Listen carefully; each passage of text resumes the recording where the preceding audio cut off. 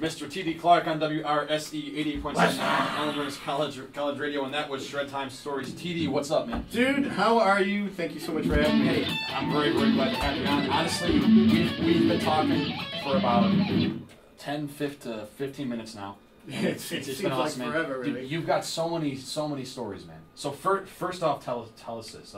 This is your latest release. This is Shred Time Stories. Yep. Which was your first release on Steve Vai's Digital Nations label. Absolutely, yep. I signed with Steve, guitar legend Steve Vai, last year, and the new record came out on his Digital Nations label. And consequently, we have distribution in Japan, and we have distribution on iTunes, Amazon, and things like that. And then you can get it through guitar9.com. You can get it through Amazon.com, CD-wise, if you want the CD. CD's got fantastic, cool artwork. It looks like an old school horror comic. It does. It looks awesome. This is the special edition. It says limited run, action packed. Yep, and you open it up in there, and it's got like games and puzzles, and it's set up like an old school like horror comic book from back in the day. So there's kind of like a scary theme on the thing. It's silly. It's really awesome. Yeah. What now? Why did you choose this? Like, where did the name Shred Time Stories come from? Why did you choose that? I don't know. I came up with the name years ago, and I just thought it was cool because bedtime stories, so Shred Time Stories. Right. And then, one thing that I as you can find out from us chatting, is like, I love playing guitar. I've made my life out of it, a great time, but I don't take myself that serious. And a lot of my guitar player brethren, every time they do an album, they're standing on the cover with their guitar on fire, right. and they're like conquering the world like a Viking. And it's like, it's so ridiculous. So to me, it's like, you know what, man? I play guitar, of course. You're buying a guitar record, but do I got to stand on the cover every time with a guitar? For crying out loud, you get the point, So I wanted to do like a cool concept. So something while you're listening to the tunes and jamming out, you could do, some stuff. So on the new record, I thought let's model it after an old school comic book that has like there's a maze in there and a word find and a bunch of goofy stuff and a bunch of cartoons. Each one of the guys in the band played on the record became a different player. Sadly, Fred and Jimmy really do look like that. They really do. In real life, they kind of look like the Frankenstein and the Wolfman for real. So that's kind of freaky. That's kind of You bring up an interesting point, though, Jim, about that is this artwork is very cool, and TD's always been really detailed about the artwork. Because like your first record that was on my label. That was really cool concept. I don't even know if it's been done. If it was maybe the first time it was truly done, and he did stereograms. Yeah. If you know what the stereograms are, where you hold it a distance from your eye and then it pops out 3D. Mm-hmm. The whole artwork of that first record was all stereograms. Yeah. And Brian's right. We broke some ground with that record. I do believe I was one of the first people to ever use that. And basically, it's on the concept where you stare. I don't know if you've seen those pictures. You stare at them. If you stare at them long enough, the pictures pop out. Oh, yeah. Yeah. Well, we used that on my record. My first record is called Personalities, and it's all stereograms. And when we did that, it really was. It was like pretty groundbreaking. Yeah. And like not to mention tedious doing the artwork back in the day. Oh yeah, because of the technology. Yeah. You're not talking like today's. This was that first record came out in '96, so you're talking we were generating the artwork in '95, and things were not like they are now. No, not computer-wise. Yeah. No, it was far more difficult, But actually, each one of my records, the theme has been something interesting. The second record was called Perspective. It was produced by myself and Eric Perina and Michelangelo Badio, the double guitar maniac. Mm-hmm. And that one, you're reading the liner notes and they're upside down and they're backwards and whatever else because it was all about getting different perspectives. My third record's called Next Big Adventure, and actually featured, I did an instrumental version of Play That Funky Music. I heard that driving over here, man. Yeah. If you go to emgpickups.com and you click on EMG-TV and look for T.D. Clark, Play That Funky Music, I did a pro video for them demoing the EMG SRO pickups, and that song's on there. But my third record, Next Big Adventure, the entire thing is set up like a passport. It looks like a passport and the cover and everything. And each page has pictures of all the places around the world that I've been, and most of the songs on that record were actually influenced by and either written in the country where I was at or influenced. I wrote actually even further than that, a couple of songs on the new record were actually inspired by some of the trips over there too. But Next Big Adventure, most of the tracks were inspired or written in the countries where I was. So I guess each time I do a record, I try to do something different. And mainly, like I told you, I can't take another guitar record with a guitar player on the cover. I'm going to hang myself. Because as it is, nobody takes us serious. They all think it's a bunch of guitar wankery. And it's like, some of us really try to do something creative. Like try to write good songs, try to give you something to look at as artwork. You know, you really don't want to see me shirtless and on fire and stuff. So. No, but we may want to see him in a Viking helmet. Yeah. Yes. Oh yeah. Yes. That's the that I would one. do actually. What number album is this? This is number 4. This is my your record, fourth album. Yeah. So also with us is Mr. Brian Eaton, who's the founder of Eaton Records. Brian, tell us about this. When you first started working with Mr. T.D. Clark, did you know he was going to do something great? Like, No, absolutely. I love this question. This is the best question ever. TD, I can't. Yeah, TD will tell you right away that I was. Well, how would you say, TD? I probably was one of the more discouraging factors of your life. Oh yeah, I was like, dude, you're too late on this. This whole genre is going bye-bye. you were that guy. Joe Satriani, it's over. You know. Yeah, and I've not been the only one. I mean, he's heard this from everybody. Yeah. You got to get in a band with a singer, and this is just not, this genre just doesn't fly. Guitar, instrumental rock, and I always liked his stuff. I mean, what I liked about his stuff though was because I did work with a lot of guitar players locally, and there's a lot of guys doing that kind of shredding style instrumental. But it's so to a point where it's over everybody's head. I'm looking for the common denominator factor in a song. And most people hear that sweep arpeggio and and all the fretboard gymnastics. Exactly. And most people... Are you saying you don't like that? Most people are going to turn the dial, unless you're a guitar player. And that's what caught my ear, at least with TD. I noticed that when we were working on that first record, so much of the stuff he was doing was very melodic in more of a Satriani vein. He had melodies. He wrote it like a rock song. It wasn't just, here, I'm just going to go off and completely, blow my you-know-what and let the cat out of the bag. Sure, he would let loose on the solos, but at least it had structure. It had some good hooks and stuff. I still felt that the genre was he was missing the boat for the time period, and some great connections and some things fell into play, and the next thing you know, this kid's taking off, and we're scrambling to make up press up more CDs and T-shirts because he's leaving in a month to go on tour with Ted Nugent and Bad Company, and he's just gotten representation from one of the biggest lawyers in the entertainment world. Yeah. So it was pretty wacky, man. I got a little bit more on board after that. Yeah. Well, here's the deal. I'm gonna be straight. At the time I wanted to be, Brian had a label and I wanted to be on there, and he didn't want to be part of it. But I can understand. You know what? But if there's one thing that I'm gonna tell the audience and everybody, and Brian already knows. Here's the thing. If there's one thing that I am notorious for is when people tell me that it can't be done, I just go do it anyway. Because the way I always look at it is like this. It's a lot easier just to say it can't be done and give it up than it is to go and try. And like I did music for ESPN Sports Center. I got my music on there by myself. People said, you need a lawyer. Even my lawyer said, you need me. And I said, I don't. And I called ESPN, and it was the greatest story, and I'll tell the listeners, they can use this trick. I called, and I said, yeah, music department. And they said, do you have a name? And I said, well, I don't have a name. And they go, well, I need a name in order to send you up there. And I said, oh, okay. And so I hung up. I called back 10 minutes later. I need the music department. And they go, do you have a name? And I go, somebody just left a message in my machine, but it's all kind of garbled. It sounded like John. And she goes, Kevin? And I go, that's it. She goes, okay. Sent me right through. And I got through, and I said, hey, I was interested in submitting some music, and I've done some touring, did some things, blah, blah, blah. You want to check it out? They said, sure. So I sent them my press pack. About 6 months later, they call me. They're like, and this is the phone call. Yeah, this is Kevin with, I forget, I don't think it was Kevin, I don't even remember the dude's name, but anyway, he said his name, and he goes, yeah, basically, here's the thing, I want you to create 5 1-minute loops with solos, and the same loops with no solos, and it pays $5,000, and I need it by the, whatever, it was like May 2nd, I need it by May 28th. Wow. And he goes, the contracts are in the mail, you'll get them tomorrow. Sure enough, FedEx shows up at the door, got the contracts, read through them, sent a copy to my lawyer.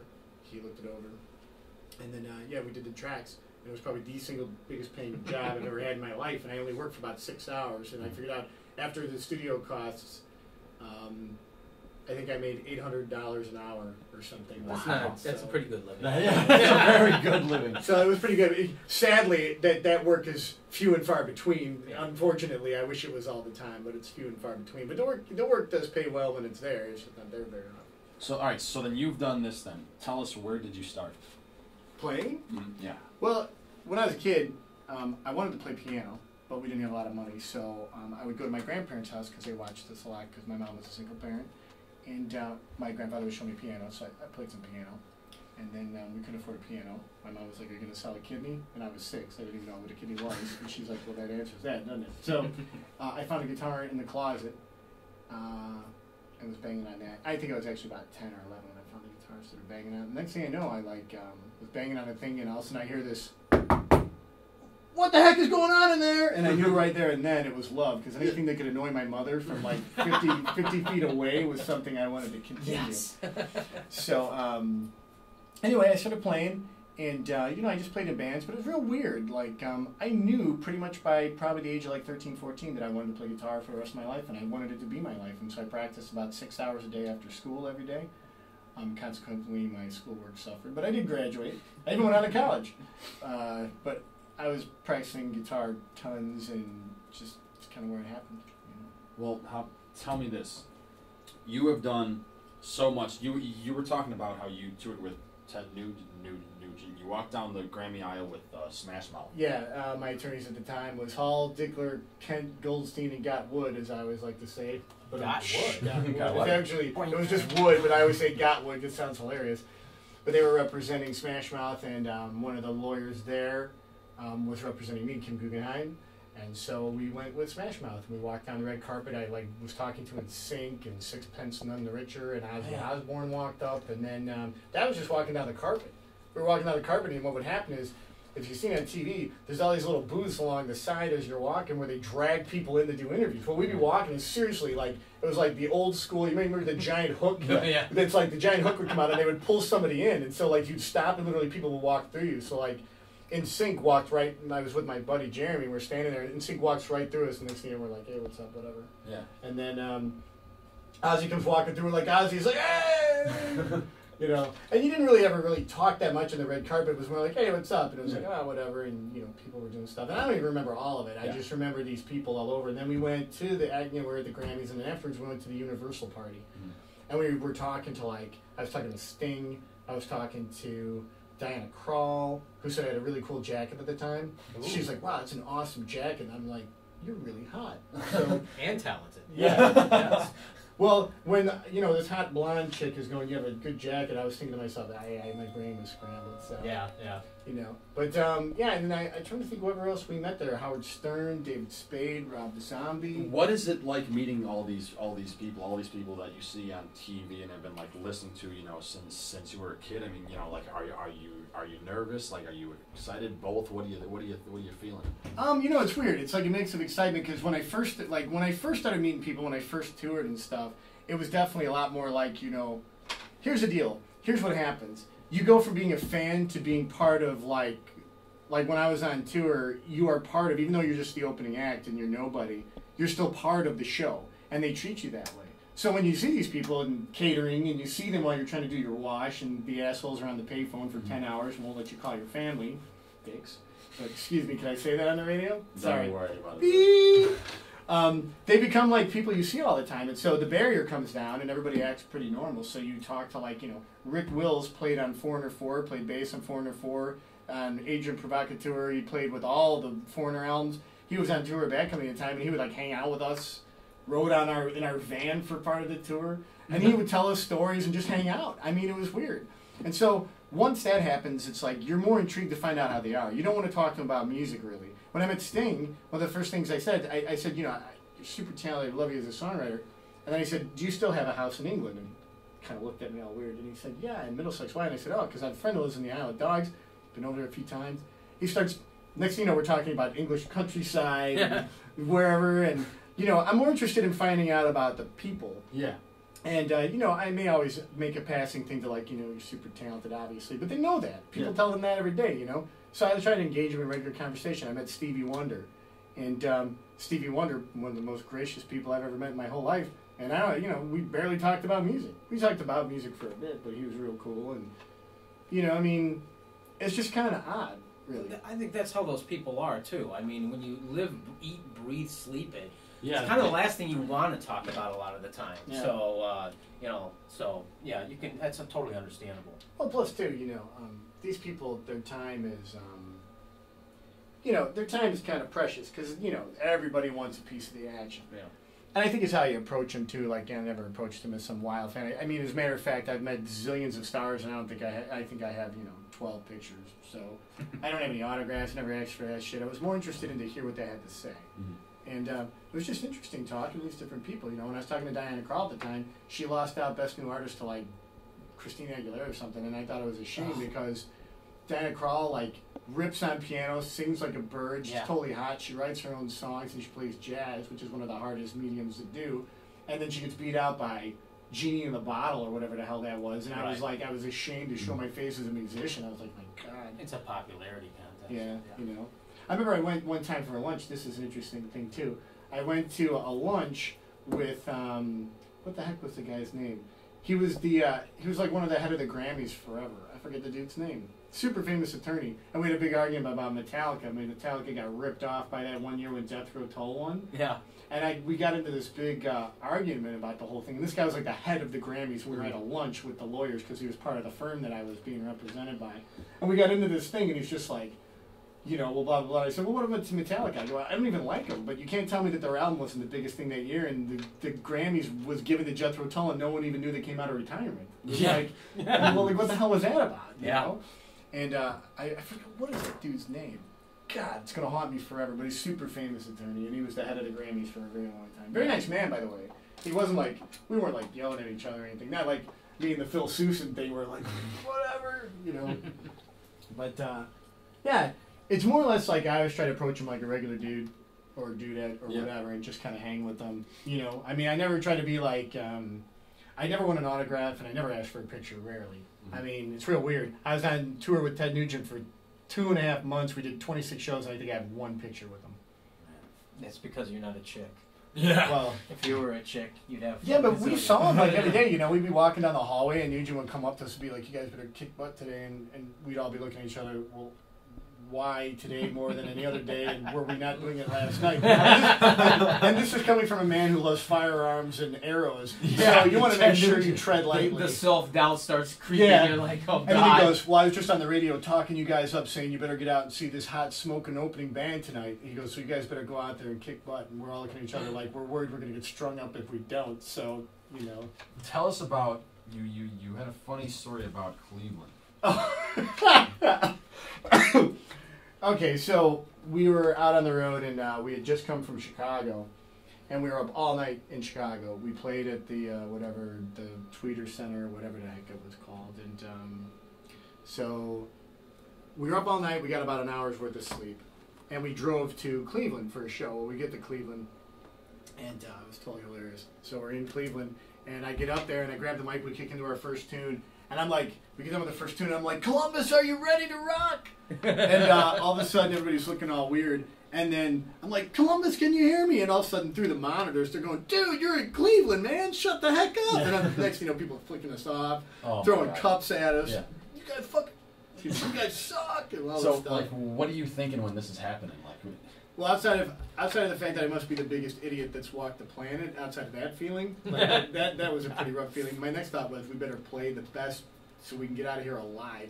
So I turned to the band. I'm like, let's just play. And I don't think I uttered one more word to the crowd the rest of the show until I said good night. Ted Nugent's coming up next, and then I got my butt off the stage. Yeah. And then I was backstage, like it was like watching like a pitcher who just gave up the grand slam home run where he's throwing water bottles around and stuff. I was freaking destroying the back room. I was so pissed because I was like, you know, when you're playing in front of these big festival crowds, you know, as a musician, you only get X amount of times. I don't care what anybody says. You only get X amount of times to make yourself the best you can be. Mm-hmm. And as far as I was concerned, we had 26 dates to make us the best we can be, and I unfortunately really screwed up one of them. And so that was kind of bad. That does happen though. It was a That Spinal happens. Tap moment. You know, Spinal Tap. It was Man, a Spinal Tap moment. There were, oh my God, there were so many Spinal Tap moments on tour. That movie is revered in my life because we got lost backstage one time trying to find catering, and we're walking around and like the backstage was set up like a big H, right? So there's two long like corridors, and they were separated by like a middle corridor down the center, so it looked like a big H, and we were at like the top. You laid the H on the ground, and you looked at it like a rectangle. We were in like the top part of the H. Well, we're trying to find catering, so we go walking down. We go through the waist part of the H, and then we're heading to the other side. And we ask the guy, "First catering?" He goes, "Oh, go all the way down the hall." This is right outside our dressing room because each dressing room had security. He goes, "Go down the hall, turn right, and then turn left and go all the way down. You run right into it." So we walk down, and we're like rock and roll. So we walk down and we walk down the hall, and we get to the edge, and there's a door, and it leads to the stage. And we're looking at each other like, okay. So we walk back down there. We ask the guy again. We're like, "So where is it?" He goes, "Oh, just go back down there. You run right into it." So we're looking at each other. We're walking down, and we pass Ted Nugent in the hallway. And I'm like, "Ted, we're looking for catering." I get all the way down to the end again, and we're looking at the stage. Yeah. So we're looking at each other like, where in the hell? So then Ted comes walking off stage. I'm like, "Ted, where's catering?" He goes, "Oh, got to go all the way across the stage, down a flight of stairs, and through the door, and you're right there." And we've been walking in circles for like 15 minutes, looking at each other like, dude, like we weren't even doing anything illegal. Why can't we find the freaking backstage? Why can't we find catering? It was so bizarre. When was your first big tour? I was in '96. That was the first big one, and then subsequently I've done multiple House of Blues. Did House of Blues last year. I've done the Hard Rock Cafe, did the Hard Rock Hotel. I've done the Whiskey a Go Go multiple times. Knitting Factory, the Grove in Anaheim. I've done Exit Inn in Nashville. I've done like I can't remember them all, but done a lot of like mid-sized venues. I've done arenas all over. I've done mid-sized venues. We've done pretty much everywhere. So then everything that you've done since 96, looking back on it, does it feel like 15 years or did it just fly by? It's weird. It seems like yesterday. Mm-hmm. But it's real weird. It's like a big dream really, because I was remarking before that I feel pretty lucky because I've had a great career. I mean, I live in Aurora, Illinois, and I've traveled the world. I've played in Japan. I've played in Europe. I played all over the States. I've been on, zillions of radio programs. I was in Guitar Player magazine, written up in there. I was in Guitar Player magazine online for like 2 months in a row. I was just in Young Guitar Japan this month, and I look back on it and I feel, really fortunate is what I feel. Yeah. There's a lot of talented people out there, and I've been able to make a great career. I have endorsement deals with a lot of great companies, so all my gear is free. And one thing about that that's interesting is I don't tell you guys that, so you're thinking like, oh, whatever, you brag, and it's not like that. It's like when I was a kid, I dreamed of these things, and they all came true, and it's kind of weird. And, That's awesome. That's freaking awesome. When I tell you guys these stories, as I tell you this story, I'm almost in shock that it happened, really. I mean, it's really how I feel. It's like when I tell you these stories, I really feel fortunate. It's really strange, man. I mean, I don't know how to tell you otherwise, but it's really true. I feel so lucky. And you know what? If it all ended tomorrow, that would be fine. I have so much that I'm proud of, and my kids would be proud of me and stuff. And I'm just I'm happy to be here, and been very, very lucky. I'm going to be doing. I did a bunch of videos for EMG. I'm going to be doing a presentation for them. I do the NAMM shows, and I did this. You guys, I can talk about this a little bit. I started this company a few years ago called Guitar Fundamentals, and we do group guitar classes in after-school capacity at park districts and schools. And I started it like 4.5 years ago. We have, I think, 66 or 67 park districts, and we have 11 school districts offering hundreds and hundreds of after-school programs for kids, elementary age. And we're the biggest provider of guitar lessons in Illinois as well. We have like, I just hired 7 instructors. We now have 31 instructors working for us. There's a huge kickoff in fall. So I think the company's going to do like 1,200 students this year, and next year we're going to do, I think, 2,000, maybe 2,500. Yeah. And then the year after that, we're supposed to double. So, yeah, it's been great, man. I mean, I've been so lucky. I'm telling you, there's so many great things, So then you've got, after everything that you've been through with the world tours and classes and just meeting all these amazing people and being at the Grammys and just shooting the breeze with these huge name people and just making this making this awesome music. You know, putting out your 4th album, your first release on Steve Vai's Digital Nations label. Available on iTunes. Available on iTunes and Amazon. You need like a cash register ding every time I say iTunes. Available on iTunes. TD, tell me what's next for you, or do you even know? Jeez, I don't have any idea. I know that we're working on some gigs at House of Blues, and I'm pretty confident that we'll land something in the next couple months. We're working on getting to Japan. That was the whole reason I went there 2 years ago, was to impress this promoter, and they like the playing, but you know, international travel is expensive. However, now that we've got distribution in Japan and right up in Young Guitar, which if you guys go to my Facebook, look up Brian T.D. Clark on Facebook, you can actually, if you go to my pictures, you can see the cover as Trivium, the heavy metal band Trivium on there. And by the way, make me your friend on Facebook, and I'm holding up my thumb like a like sign. Right. And then make sure that you... Is that another plug? Yeah, that's another plug. And then go like Shred Time Stories, the album. Ding! Shred Time Stories, the lunchbox. Now we're doing like Spaceballs. So Shred Time Stories, the jackhammer. But, you know, definitely, and check out my other records, Next Big Adventure, Perspective, and Personalities. You know, I think the next big thing that I'm doing is this big kickoff with Guitar Fundamentals in the fall. We're going to have just seriously hundreds of programs all over, and we're actually expanding to some other markets. We've got programs that will be taking off in Pennsylvania, and we're working on, we've got proposals out in Arizona and Cincinnati area, Northern Kentucky there. You sure that wasn't Columbus? Oh, dear Lord. So was it Cleveland? No anymore. And I think, like I said in the fall, I'm doing this thing for EMG. We're going down to Sweetwater to do a presentation, and I'm going to be doing all the playing. So, and then I'll do NAMM show, and you know, we'll do it. You know, I've done this scene here for years, so you know, and then we might do that Chris Medina record I told you about. You know, so there's a bunch of stuff happening, and you know, I just kind of roll with it. Every day it seems to be another adventure of some wacky kind, so I just kind of roll with it. And it's gonna be awesome. You're gonna do great things. I mean, you've really done great things, but you had your song, which is titled it's When the Lights Dim. Yeah, When the Lights Dim. That's what you were telling us about with the Blackhawks and all. They use it in the United Center. Yeah, for every home game the last 2 seasons. Yeah. I mean, they have, you know, keep in mind, you know, I would love to tell you that they use my song every time, but you know, I'm in the rotation alongside. Yeah, but like, you're there. Oh yeah, it's real cool. Oh, dude, you know, the ASCAP residuals speak for themselves. Yes. So you know. Now, TDO, I want to thank you very, very much for being on. Brian Eaton, thank you very much for being on. Thanks, Jimmy. Everyone can check out T.D. Clark's new album, which is titled Shred Time Stories. It's the first release on Steve Vai's Digital Nations label. Check it out, guys. It's really, really awesome. One thing that I heard, you know, I've just been playing it in the background, and you know, you've got the music like this, but then you've also got some like acoustic melody sounds, and that's really, really awesome. So I like a lot of like Middle Eastern, like Spanish style guitar phrasings, and in my other records I got like 12-string pieces. I had a 12-string piece called 12-string thing that was in Mac Dog Productions. They do snowboard films. It was the lead-off song. They actually started it, followed by Iron Maiden's Run to the Hills. I'm so proud of that song. It's my biggest seller on iTunes. I sold hundreds of that song on iTunes, and it's a 12-string unaccompanied piece. Just 12-string guitar. That's it. Sometimes it's as simple as things. Oh, hey, the song's like 2 minutes long, and I must have made like $300 or $400 off it. It's like the greatest damn thing ever, you know. It's like the greatest thing ever. The gift that keeps on giving. So, but yeah. Thank you very, very much for being on. Now, we're going to have you back here in a second, and you're going to play 2 live songs for us. Do you want to tell us a bit about those songs when you play? What songs am I doing again? I don't remember. I think you're going to do some grabbing some air, and what was the other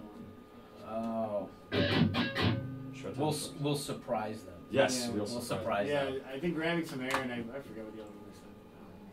We'll keep the last one a surprise. Definitely. And speaking of grabbing some air, nobody go out to grab any air unless your radio's outside, in which case you got the best of both worlds. But this next song that we're going to play is titled Arctic Sun, which is track 8 off of TD's latest album, Shred Time Stories. Thank you again very, very much for being on, Sir Brian. Thanks again for Thanks, being Jimmy. on. And we'll be back with TD in a bit. This is Arctic Sun. Also, you guys can check out TD Clark at www.tdclark.com. Again, www.tdclark.com. What's that website again? www.tdclark.com. And it's going to be awesome. Also, TD's track, When the Lights Go Dim, which was featured the last 2 seasons at the Blackhawks home games. You can download that for free at www.tdclark.com/free shred. Again, www.tdclark.com/free shred.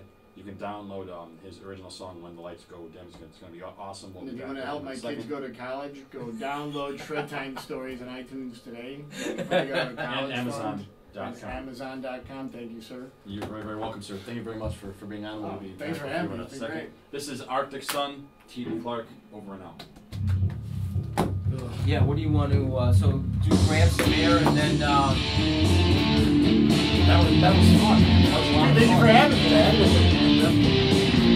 Definitely.